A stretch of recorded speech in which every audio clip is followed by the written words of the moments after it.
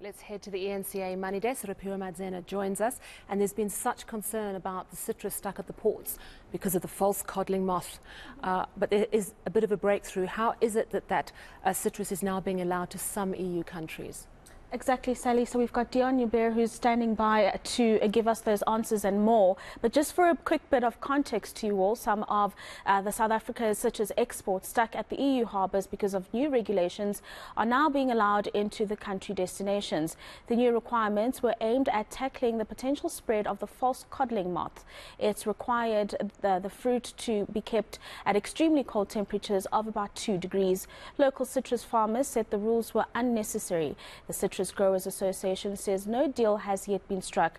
We've got the association which joins us now to explain what exactly is happening and how many tons are being allowed through. And of course it's being represented this evening by Deon Joubert, who's the association's special envoy for market access and EU matters. Thank you very much for your time this evening, Deon. Maybe just give us a sense of where exactly we are in terms of government engagement with the European Union authorities in terms of the citrus that can get into EU countries.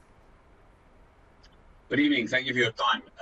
I think what we've achieved now is that there's agreement that the fruit that's on the border of the EU, which was stuck there due to the changes in legislation when the fruit was on the water, there's a breakthrough now that we can have that fruit, new phytosanitary certificates issued, and they can be allowed into the country. So that part, I think, we're busy with that. We're about 30–40% of the fruit has been cleared, so there's quite a lot of work left. But the point is we will get most of them in.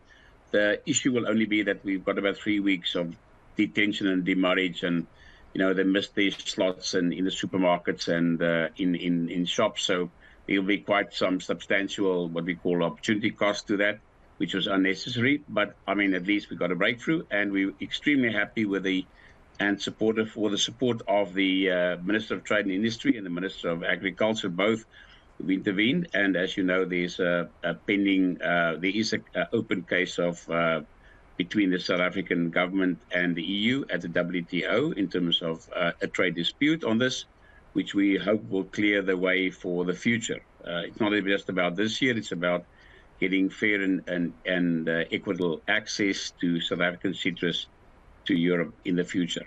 Deon, we were just reporting a few days ago about a lot of this fruit spoiling in the containers because of that stoppage that had happened because of the regulation that was being put in place. How concerned about you that a lot of the fruit that will be getting through into the European Union countries is still fresh enough to distribute into the supermarkets that you've just spoken about? Yeah. Look, I think the point is that citrus has got or oranges in this case that was stuck, it's quite a decent, long shelf life. So we're not too concerned about that. It was more about the cost, because if you hire a container to move the fruit from South Africa to the EU and you overstay your welcome, so to speak, you keep on hiring the container, the costs shoot up in tremendously. So I think from that perspective, we're not so much so concerned about the fruit quality. I think that can hold up for a week or two, but it's the additional cost which was unnecessary. So then what happens to these discussions now about the added regulation that the EU was trying to impose? You do say that it's not something that is for today and it should be something that is long term. Are those fears or concerns about the false codling moth being completely abandoned, or is this a conversation that is going to be coming up again? No, it will definitely be coming up.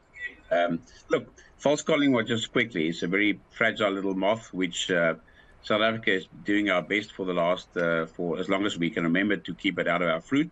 You don't want to damage your brand in Europe with a larvae or something like that. So the whole point was, and South Africa has been extremely successful over the last 20–30 years with our risk management systems.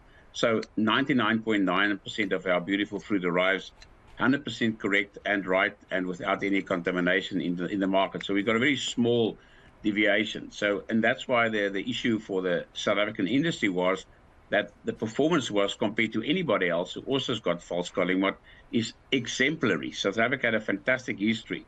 So these rules did nothing to add to security or keep getting the fruit there clean and in good health, in good shape for the consumer. It just add a lot of administrative cost and financial cost to the already existing regime. And the second one is, as you rightly said, it came in right in the middle of the season, and it was implemented within 3 days, which made it financially extremely expensive and unnecessary and unstructured and unfair. And then just finally and very briefly, Deon, you spoke about the financial implications. How much in billions did we lose in terms of the potential that we could have lost in terms of tons that was sitting at the ports while this regulatory issue was trying to be resolved?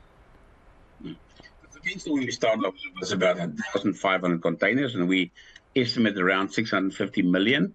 I think that's been averted to a large extent. The problem now is that the cost of detention and demurrage, standing on the borders plugged in and not hitting their programs, we estimate between 150 and 200 million. So it's still a big amount of money and totally unnecessary. But I mean, at least we got movement. And as I said, the industry is extremely grateful to Minister Patel and Minister Didiza for assisting us here. I think it was a fantastic part of their supporting the country and the earnings we have for South Africa. Thank you very much, Deon Joubert, the Citrus Growers Association Special Envoy for Market Access and EU Matters, joining us there.